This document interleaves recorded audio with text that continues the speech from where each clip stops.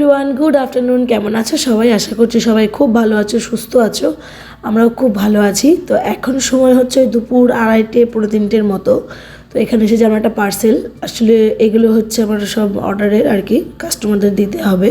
তো আমি খুলে দেখি সব সময় যে কীরকম এসেছে না এসেছে। আর যেহেতু ওপেনিং ভিডিও করতেই হয়, তাই ভাবলাম ভিডিও করে তোমাদের সঙ্গেও শেয়ার করি।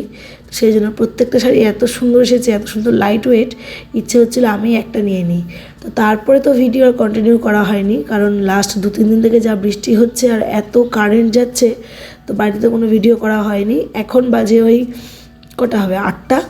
আমরা এসেছি পুজোর কেনাকাটা করতে। তো বৃষ্টি হলেও আমি দেখলাম বেশ লোকজন আছে, কিন্তু মানে বৃষ্টির মধ্যে পুজোর কেনাকাটা কিন্তু কেউ বাদ দিচ্ছে না। মানে পুজো তো একদম চলেই এলো, তো জোর কদমে চলছে একদম পুজোর কেনাকাটা। তো মেয়ের তো প্রায় মোটামুটি সব ড্রেসই কমপ্লিট। তো ওর দিদুন আর ওর মাসি দিদুন ওরা যে টাকাটা দিয়েছিল সেই টাকা দিয়ে ভাবলাম আজকে মেয়ের ড্রেসটা কিনবো, আর হাজব্যান্ডের যা যা বাকি আছে সেগুলো কিনে নেবো। তো ফার্স্টে দেখছিলাম মেয়ের ড্রেসগুলো।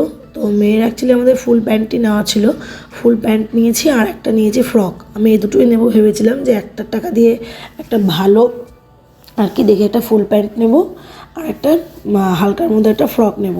তো ওইটা নেওয়ার পরে একটু মানে এদিকে উমেন কালেকশনগুলো দেখা হচ্ছিল। তো আমি তো ওয়ান পিস নেবই না, কারণ এগুলো পরলে আমি সত্যি কমফোর্টেবল ফিল করি না, আর যেগুলো পরলে কমফোর্টেবল নেই সেই সমস্ত ড্রেস পরবো কেন। যাই হোক, এই ছিল ব্যাপার। তো আমি তো নিইনি কোনো কিছু, এখন যাচ্ছি মেন্স কালেকশানে। এবার এই মেন্স কালেকশানে গেলে না আমি আর আমার যা আমরা দুজনে এত ভয় পাই। তার কারণ আমি আর আমার যা যদি কোনো কিছু কেনাকাটা করতে যাই, বিশ্বাস করবে না, 15 থেকে ম্যাক্সিমাম 20 মিনিট তার মধ্যে আমাদের জিনিস, তা একটা না কিন্তু 3-4টে ড্রেস আমরা নিয়ে সিলেক্ট করে একদম বিলিংয়ে চলে যাই। কিন্তু এরা দুই ভাই, মানে আমার হাজব্যান্ড আর আমার ভাসুর, এরা যদি কোনো কিছু কেনাকাটা করে, মানে বিশ্বাস করবে না, আমরা যদি 2 ঘন্টা থেকে দেখবে, পছন্দ করবে, লাস্টে বলবে আমার ভালো লাগছে না, নেব না। তো সেটা শুরু হয়েছে, আমি তো ভয় পাচ্ছি আর কি। তো এদিকে হাজব্যান্ড দেখছিল কিছু শার্ট, ওর শার্ট নেওয়ার ছিল, তো 2টো শার্ট নিয়ে গিয়েছে ট্রায়ালের জন্য। তো এই শার্টের প্রিন্টটা আমার না খুব ভালো লেগেছিলো, একদম লাইট ক্রিম কালার যেটা হয় না, সেই কালারটা ছিল। এখানে একটু ডিপ লাগছে, হয়তো লাইটের জন্য হবে হয়তো। তো দেখি এই শার্টটাও দেবো একটু ট্রায়ালের জন্য, কি বলে শুনবো। তো এখন রাখি, আগে ওগুলো দেখি কেমন লাগছে ওর। তো যে দুটো ট্রায়ালে নিয়ে গেছিলো সেগুলোও পছন্দ হয়নি, তারপরে আমি যেটা দিলাম সেটাও পছন্দ হয়নি, অন্য কি ফিটিং ভালো হচ্ছে না। তো ভালো কথা, তারপরে এখানে আরও বেশ কিছু শার্ট আছে, এখান থেকেও দেখছে, দেখার পরে কিছুই পছন্দ হয়নি শার্ট। তো শার্ট আমরা ক্যান্সেল করলাম। আর তার মধ্যে লাডলি এখন আদো আদো কথা বলা শিখেছে, তো ও নাকি কা কা কা কা করছিল, তো যে কারণে ভিডিও কল করেছে। তো এখানে আমি আর মেয়ে ভিডিও কলে কথা বলছি, আর ও এদিকে শার্ট মানে ক্যান্সেল করলো, যে শার্ট আজকে নেব না। ভালো কথা, এমন তাহলে জিন্স দেখো। এবার জিন্স দেখতে এসেছে, জিন্সের কালার পছন্দ করছে, দেখো একটা একটা করে দেখছে। এটা পছন্দ করেছিল, মানে এটা আর কি ওই দোকানের আর কি দাদা যে ছিলেন, মানে যে স্টাফ ছিলেন, উনি বললেন আপনি এটা কিন্তু নিতে পারেন, আপনার সাইজেও আছে, ভালো হবে। তো এখানে দুটো জিন্স নিয়ে ট্রায়াল রুমে গিয়েছে। আর কি বলবো, অলরেডি এর মধ্যে মনে হয় 1.5 ঘন্টা কেটে গেছে। আমি আর মেয়ে তো মানে হাঁপিয়ে পড়েছি। আমরা দুজন এক জায়গায় বসে আছি, আর ও এদিকে জিন্স দেখছে। তো কোন কালারটা পছন্দ কি জানি, ওটা ওর সাইজে হচ্ছে না না কি। তো শেষ পর্যন্ত নাকি ওর জিন্স নাকি মনের মতো হচ্ছে না। এখানে আবার শু দেখতে শুরু করেছিল।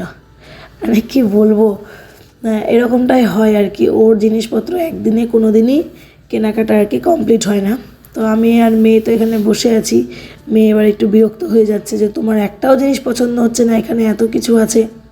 তো এরকম কার কার হয় কি জানি, মানে বাড়ির ছেলেদের জামা কাপড় কিনতে গিয়ে এভাবে ঘন্টার পর ঘন্টা বসে থাকতে হয়। সবাই তো বলে মেয়েদের জামা কাপড় কিনতে গেলে, মেয়েরা সাজুগুজু করতে গেলে নাকি ঘন্টার পর ঘন্টা কেটে যায়, কিন্তু আমাদের বাড়িতে কিন্তু উল্টো। তো এখানে অনেক করার পরে একটা জিন্স ও নিয়েছে, কিন্তু সেটা ওর মন মতো হয়নি, সেটা ওর মুখ দেখেই বোঝা যাচ্ছে। তো কী করা যাবে, আমি বললাম এটা নাও, এরপরে ভালো যদি কিছু পাও তাহলে তখন সেটা আবার নিও।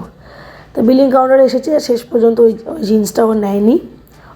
ওই জিন্সটা কী করেছে, ওই বিলিং কাউন্টার ওখানে রেখে দিয়েছে। বললাম যে জিন্সটা কোথায়, বলছে না ওটা ভালো লাগেনি, ওটা আর নেওয়া যাবে না। তো আমার একটু রাগরাগি হয়েছিল, যে সেই রাত্রে 8টা থেকে এখন 10:30 বাজে, এতক্ষণ দেখার পরে তুমি বলছো যে ওটা পছন্দ হয়নি। ওই মেয়ের দুটো ড্রেসের জন্য এতক্ষণ সময় তো লাগতো না আমার। তো তারপরে বাইরে বেরিয়ে দেখছি তখনও কন্টিনিউ বৃষ্টি পড়ছে, আসার সময় একটু একটু ভিজে গেছিলাম। তো এখন বেরোবো, আমাদের প্ল্যান ছিল বাইরে থেকে খেয়ে বাড়ি যাওয়ার। তো তারপরে কী আর করা যাবে, ছাতা মাথায় দিয়ে এগোচ্ছি, যাচ্ছি এবার খাবার দাবারের দোকানের খোঁজে আর কি। আজকে নিরামিষ খাবো যেহেতু আজকে দ্বাদশী, তো নিরামিষ দোকানের খোঁজেই যাচ্ছি আর কি। তো এর আগের দিন যে নিরামিষ ভোজনালয়ে গিয়েছিলাম না, ওইটা বন্ধ হয়ে গেছিলো। এখন আজকে শনিবার বলে খোলেনি, না এত বৃষ্টি পড়ছে বলে খোলেনি নাকি জানি না। তো তারপর আরেকটা এই দোকানটার নাম যেন কী বেশ ছিল, কৃষ্ণ, হ্যাঁ কৃষ্ণ হোটেল, নিরামিষ একদম পিওর ভেজ। তো এই দোকানে এসে আমরা হাতে ভাজা রুটি, তড়কা আর পনির, বাটার পনির নিয়েছিলাম। তো তড়কা দেখেছো কতটা দিয়েছে, যেহেতু এত রাত হয়ে গেছে ওরাও আস্তে আস্তে ওদের দোকানপত্র গোছাচ্ছে, কিন্তু কাস্টমার আছে কি অনেক, তো সেই জন্য মানে সবাইকেই বেশি বেশি করে দিচ্ছে, শুধু আমাদেরকে না। আর হাতে ভাজা রুটি খাচ্ছিলাম তো গরম গরম ভাজতে সময় লাগছিল বলে আমাদেরকে আবার একটু পাঁপড় খেতে দিয়েছিল। আর এদিকে দেখছি মেয়েকে আবার একটা আলাদা প্লেটে একটু তড়কা, একটু আলু ভাজা, একটা পনির। আর এখানে যেহেতু নিরামিষ থালিও হয়, অনেকেই আসে নিরামিষ থালি খেতে, তো সেই জন্য দেখলাম গরম গরম ডালের বড়া বেশ জোয়ান টোয়ান দিয়ে খুব সুন্দর করে ভেজেছিল। তো সেখান থেকে দুটো করে আবার আমাদেরকেও দিয়েছিল খেতে। তো এই ছিল আমাদের খাওয়া দাওয়া। তো তিনজনে খেয়ে দিয়ে তো তারপরে বৃষ্টিটা না কেমন যেন হচ্ছে, একটু করে কমছে আবার ঝমঝম করে আসছে। তো দাঁড়িয়ে থাকার কোনো উপায় ছিল না, কারণ রাত্রি তখন 11টা 10-15 তো হবেই। তো কী আর করবো, আমি বললাম যে আর থেমে লাভ নেই, চলো ছাতাটা ফুটিয়ে নিই। ছাতা ফুটিয়ে, হাজব্যান্ড হেলমেট পরে নিয়েছিল, আমরা ছাতা ফুটিয়ে নিয়ে ওইভাবেই আর কি বাড়ির দিকে যাচ্ছিলাম। তো চলো এই ভিডিওটা এখানেই শেষ করছি। ভিডিওটা ভালো লাগলে লাইক করে দিও, চ্যানেলে নতুন হলে প্লিজ আমার চ্যানেলটাকে সাবস্ক্রাইব করে দিও। সবাই খুব ভালো থেকো, সুস্থ থেকো, দেখা হবে খুব তাড়াতাড়ি নতুন একটা ভিডিওর সঙ্গে। আজকের মতো টাটা।